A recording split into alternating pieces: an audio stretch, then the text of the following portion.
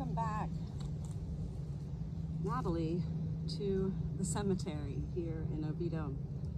It's been a few weeks since I've been here after preparing all of the headstones for the wreaths across America. I got really sick, medication, thought it was COVID, but it wasn't. And anyway, then there was Christmas, and so things just got really busy. But I am back, and it feels good to be back. Not to mention it feels good to live in Florida in this beautiful weather. It's about 85 degrees right now. Today I'm here to clean the headstone of Gladys L. Ford and Dewitt T. Ford. Gladys was born May 11th, 1908, and she transitioned over to heaven April 1st. That was no joke, right? 1998. Dewitt T. was born February 25th, 1905, and he crossed over on November the 23rd, 1977. I remember cleaning both of your headstones. Well, it's probably been about 3 years. That's the magic number here for me. And so I see that it has gotten quite a mess in the past 3 years. So I am happy to be here today to get you all cleaned up. I also just pruned the headstone next to us of George C. Dewitt. Must be related somehow. You couldn't even see the headstone because of all of the plants and vines. It was all over it. I'm in a little bit of a down mode today. I know I'm the Lady of Death. I know I've been called many beautiful things like the Angel of Death and so forth, but I'm really down because our feral cat, Karma, who ran away just this past week for like 5 days, my mind had just started processing and absorbing the reality that he was probably dead and that he had wandered off to die. He does have FIV, which is the equivalent to AIDS in humans, so he's never been truly healthy since we catnapped him from a feral community 2 years ago. So anyway, this morning I wake up and I go outside, and I didn't even call him. I've been calling him every day. I didn't even call him. And then there he shows up, and he just starts swagging his way into the garage. And I was like, what? Like, I thought you were dead. Well, of course I was happy that he came home, but the truth is he looks awful. He's definitely dying. He definitely did not eat for 5 days before he left us. And now it's another 5 days. So you're looking at like going towards 2 weeks now. And he's not eating, he's drinking, but that's it. So I just sent a message to my husband while I was on the way here to the cemetery, and I said, I don't want to do it today, but I feel like we need to say goodbye to him and let him die in peace, not continue living in such pain until he suddenly dies. It's been probably about 5 years since I had to have an animal euthanized. So, and yet, when I worked at the vet, when we lived in Virginia, everybody called me very nicely. They weren't being mean at all. They all called me the Angel of Death because I was there for all these animals. Especially when the family, for whatever reasons, couldn't be there.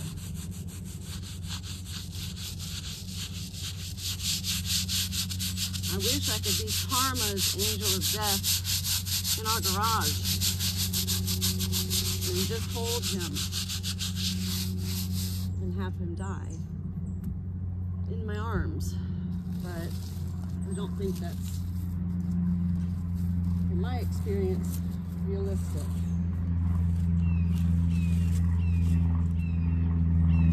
Death surrounds us. Death is there always. And death is not prejudiced to age or species. Any living life will die.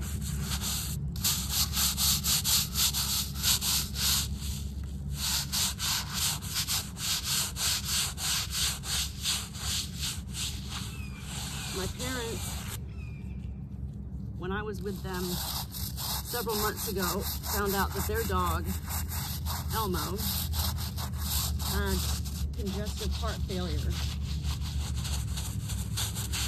And all of us were like, all right, but he's still, look at him. Hey, he's doing good. And within months, he got to the point where he wasn't good. And my parents just wanted him to make it through Christmas, and guess what, ladies and gentlemen, he did make it through Christmas. And then they had him euthanized just 2 days ago. And he wasn't old. I had 3 greyhounds, but my one greyhound died from congestive heart failure. And so I kept telling my parents I knew how it was. It's almost like a quick fix. You take your dog to the vet and they drain the fluid from around the heart, and then they send you home with a dog that's, oh my God, so happy and healthy. Only to then, within a week or so, have that fluid back and needing to be drained. So my parents did that 5 times with Elmo. Nobody believes me when I say with our greyhound Argus, I don't know how many times we did it, but I know we spent in 1 year close to $12,000 on keeping him alive. Just literally keeping him alive. And animals don't want to be kept alive. When they're dying, they know it. And I'll never forget that day with Argus. I had just called the vet to schedule a time for them to come out and euthanize him. And then out of nowhere, he gets up and he runs outside to my car, which was parked in the front of our house, which it never was parked in the front of our house. And he went to the back of my car and was wagging his tail, waiting for me to open it up for him to get in. So at that point, I called the vet and said, we're actually on our way to you.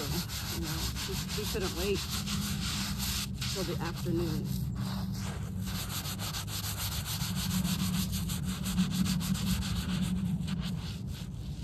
My mom and I were having a big discussion the other day about Kevorkian and how he really was ahead of his time.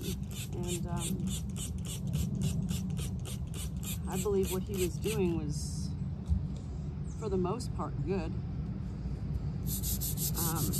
But there's too many people out there that don't really need to die. They just want to.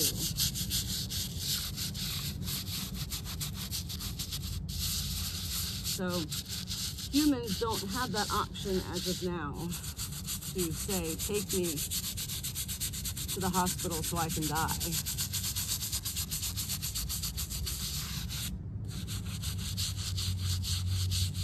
Gladys and Dewitt. That's been a big talking. Did you have any pets?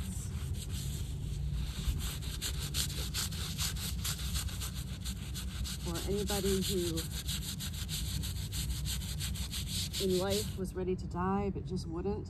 I mean, I know with Chris's grandparents, his grandmother died, and For 11 years, his grandfather every day would say, I just want to be with my wife. I'm ready to die. Please, God. He was pitiful. And yet, it wasn't his time for 11 years.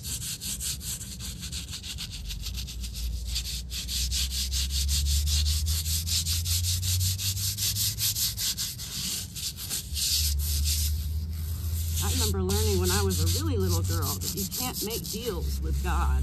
Like, God, please let me die today so that I can be happy. Like, it doesn't work that way. Okay, let me find, I never even looked before I started, the water source. Yay, it's right here.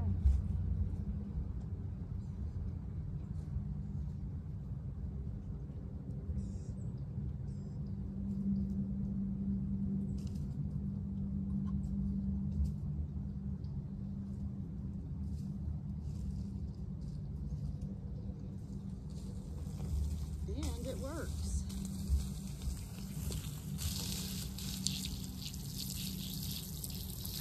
I have a feeling I'm going to have to do a little bit more scrubbing here, but wow, already it's such a beautiful difference.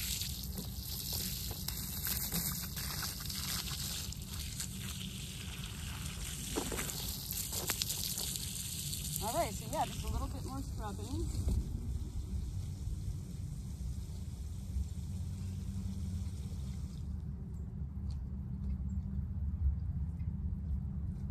I'm so happy to see this. I've been walking by your headstone for months now, wanting to clean you, but in my mind I was all fixated on the veterans. I was on a mission, Gladys and Dewitt. I was on a mission. Nobody was going to stop me.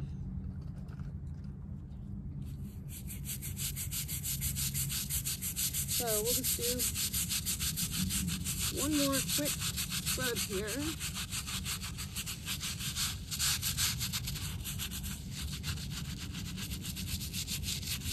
Somebody contacted me on the Find a Grave site. I don't often get messages from people that I don't know, and they asked me, since I cleaned the headstone of one of their relatives, was there any other relatives buried next to him? So I told the lady that I would check into it the next time I was at the cemetery, which is today, and I took some video for her to see that no, there is no family buried next to K. Emil Weber.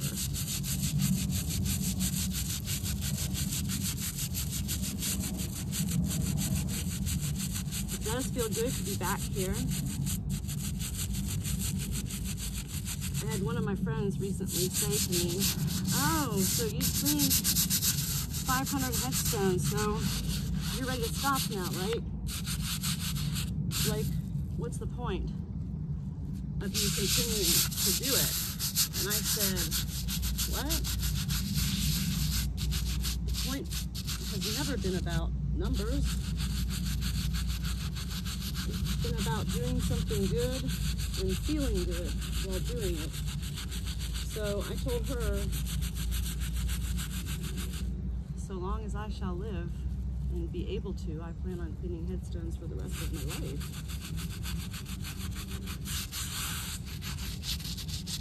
So long as I'm able.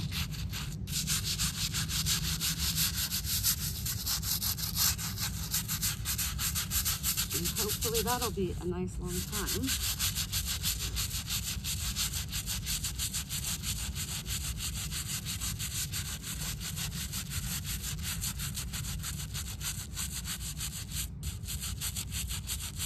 I also had somebody tell me that the sound of the brushes cleaning the headstones when they listen to my videos is very soothing and makes them feel good. So I started listening to it, and I thought, oh yeah, it is kind of a nice rhythm and sound.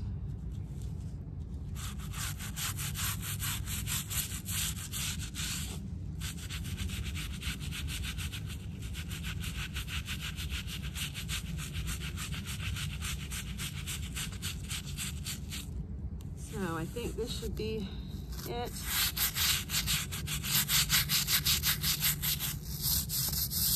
And then I'm going to get back home to check on Karma. I believe it is his time to go, but even me, the angel of death and queen of death and whatever else I may be called, I have a hard time saying goodbye.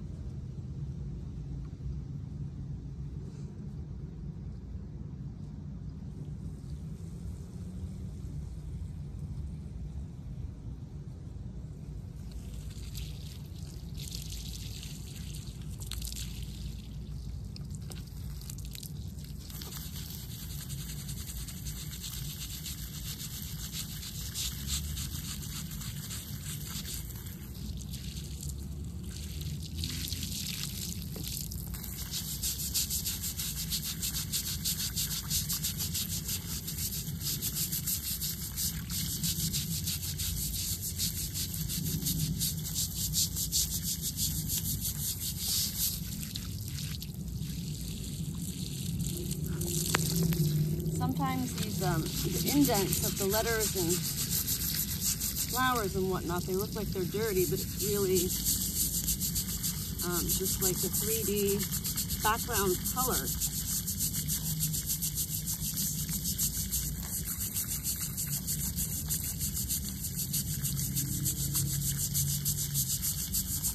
Marble. It has marbled colors.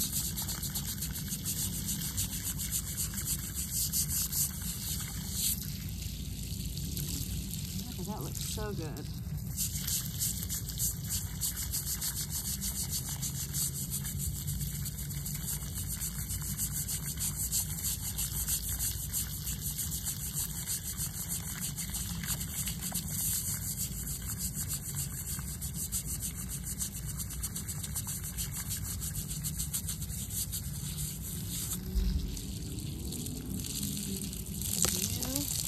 Beautiful.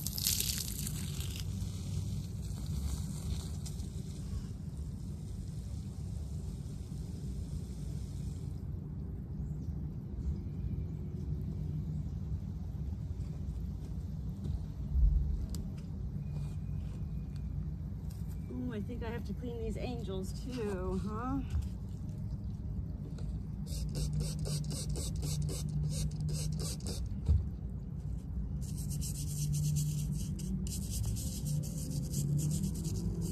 Sweet angels. I wonder who left these here for you. Gladys and Dewitt. Somebody who loves you and misses you.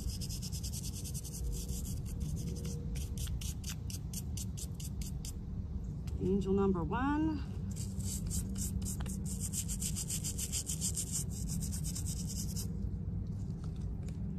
You know, it's interesting, angels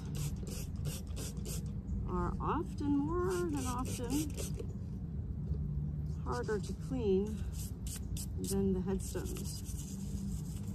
I guess because of all their little nooks and crannies.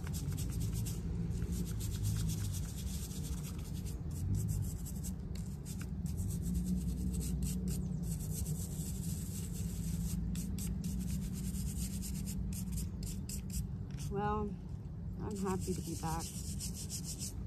When I was sick, right before Christmas, I was like, this is it. I felt like I was dying. And I thought for sure I had COVID. But it was medication.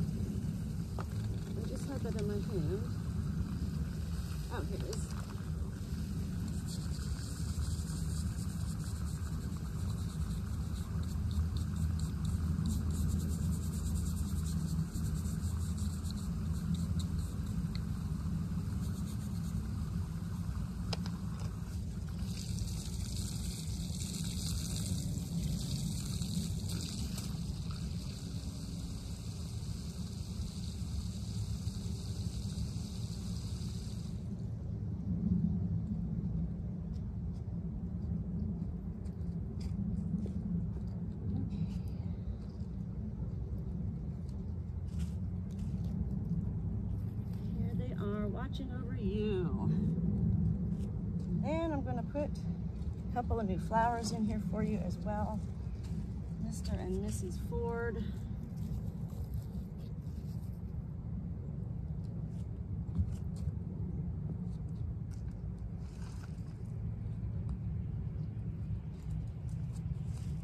And voila.